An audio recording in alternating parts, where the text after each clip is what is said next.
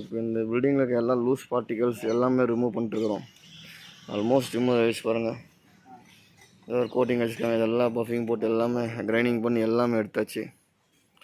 And then ஃபுல்லாக ஒரு water wash பண்ணிவிட்டு இதுக்கு மேலே இந்த இப்படி தான் டெரஸ் எப்படி பண்ண போகிறோன்ற பார்ப்போம். வாட்டர் ப்ரூஃபிங் பெயிண்டிங் பண்ண போகிறோம். பெயிண்டிங் பண்ணுறது மாதிரி பாருங்கள், இந்த பில்டிங்கில் எவ்வளோ லூஸ் பார்ட்டிகல்ஸ் இருக்குது. எல்லாமே கம்ப்ளீட்டாக வாட்டர் வாஷ் பண்ணி எடுத்துருவோம். லூஸ் பார்ட்டிகல்ஸ் ஏகப்பட்ட டேமேஜ் இருக்குது.